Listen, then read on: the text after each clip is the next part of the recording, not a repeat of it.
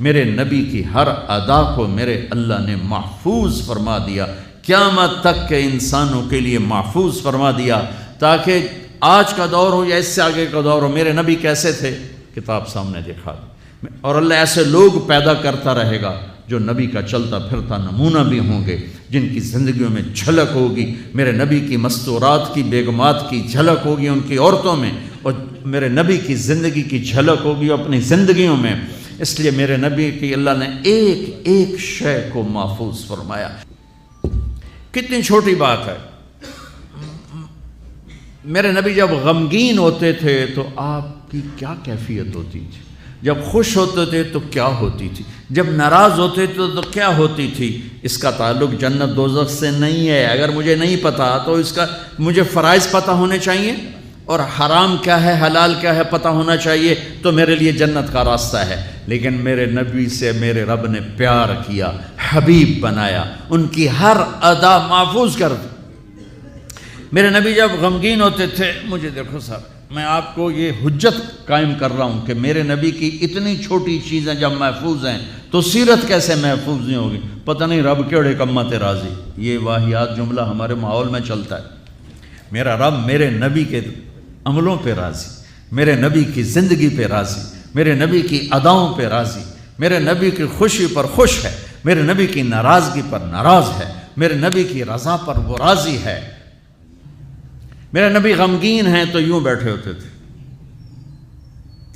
یہ ٹپیکل علامت تھی کہ آپ غمگین بیٹھے ہیں، یہ ہاتھ یہاں، اور داڑھی کبھی پکڑ لیتے تھے ایسے، یہ اس بات کی نشانی ہوتی ہے آپ غمگین بیٹھے۔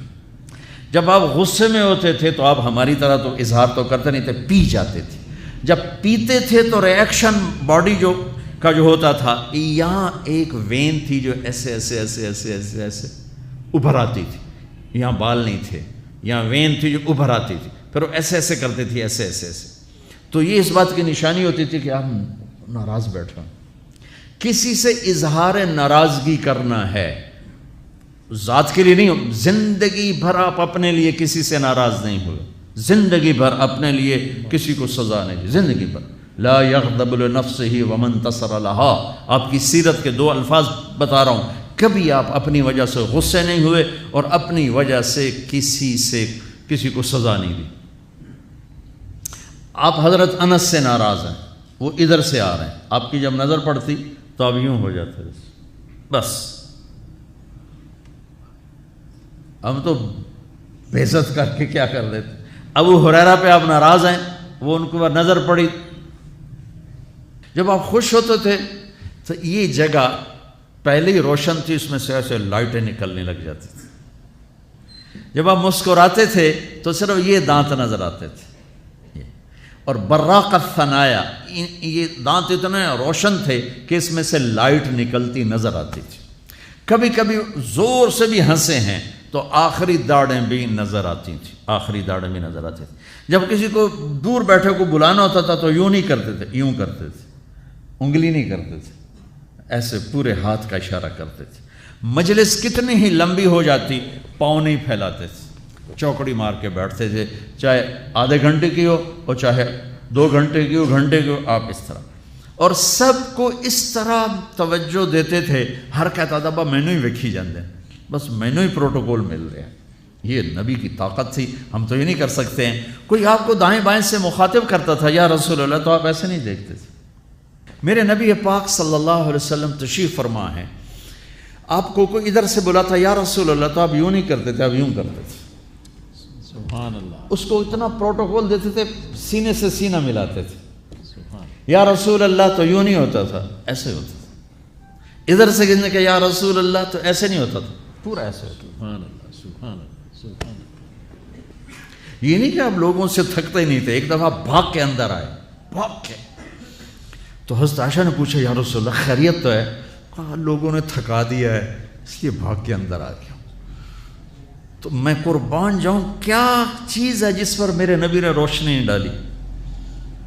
میں 100 آدمیوں سے مل کر 101 سے ویسا نہیں مل پایا تو وہی کہے گا بڑا متکبر ہے، صرف وزیران کو ملتا ہے اور عام بندیاں نہیں ملتا۔ تو پھر مجھے یہ حدیث یاد آتی ہے کہ میرے نبی بھی تھک کے بھاگ کے گھر گھس گئے کہ لوگوں نے تھکا دیا ہے، اس لیے میں اندر آ گیا۔ اتنی معمولی باتیں بھی میرے رب نے محفوظ رکھی ہوئی۔ آپ کو اجوا کھجور پسند تھی اور برنی پسند تھی، اتنی چھوٹی بات بھی میرے نبی کی میرے اللہ نے مجھ تک پہنچائی ہوئی ہے۔ آپ دودھ میں تھوڑا پانی ملا کے پیتے تھے، یہ بات بھی میرے اللہ نے ہم تک پہنچائی ہوئی ہے۔ آپ کو گوشت میں بکرے کی دستی پسند تھی اور گردن کا گوشت پسند تھا۔ آپ کی بکریوں کے نام ہمیں معلوم نہ ہو تو کوئی فرق پڑتا ہے؟ عجوہ، سکیہ، برکہ، زمزم، ورثہ، اطلال، اطراف، غیسا، کمرا، میرے حبیب کی 9 بکریاں تھیں، میں نے آپ کو ان کے نام بتائے۔ 10واں اس میں بکرا تھا، یمن، اس کا نام تھا یمن، اور آپ کی بکری کمرا آپ کی زندگی میں مر گئی، یہ بھی میرے تک پہنچتا ہوا ہے، ہمارے پاس پہنچا ہوا ہے۔ میں اپنے رب پہ قربان جاؤں جس نے اپنے حبیب کی ایک ایک شے ہم تک 2 گدھے عفیر یافور، 2 خچر دلدل فضہ، 4 اونٹنیاں عذبا، جدعا، شہبا، قصوہ۔ جب آپ مدینہ سے نکلے حج کے لیے آپ قصوہ پہ سوار تھے، جب آپ 9 تاریخ کا خطبہ دے رہے تھے آپ قصوہ پہ سوار تھے، جب آپ 10 تاریخ کا خطبہ دے رہے تھے آپ قصوہ پہ سوار تھے، جب آپ طواف زیارت کرنے گئے آپ جدعا پہ سوار تھے، جب آپ نے 11 تاریخ کا خطبہ دیا آپ عذبا پہ سوار تھے، اور آپ کی اونٹنی کے نیچے ابو بکرہ کھڑے تھے۔ اتنی تفصیل، یہ ابو بکرہ کھلوتے تک ہے۔ جو چیز میرے نبی کے ساتھ ریلیٹ ہو گئی اللہ نے پکڑ کے باندھ اور اسے ایسے محفوظ کر دیا کہ قیامت تک جیسے قرآن کو کوئی نہیں ہلا سکتا، میرے نبی کی سیرت کو کوئی ہلا نہیں سکتا۔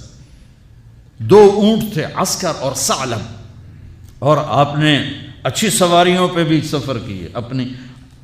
آپ کے گھوڑے کا نام تھا ورد۔ اب یہاں پھولوں کا یہ پھول پڑے دیکھو، اس میں گلاب سب حالانکہ ہے سارے مصنوعی ہیں،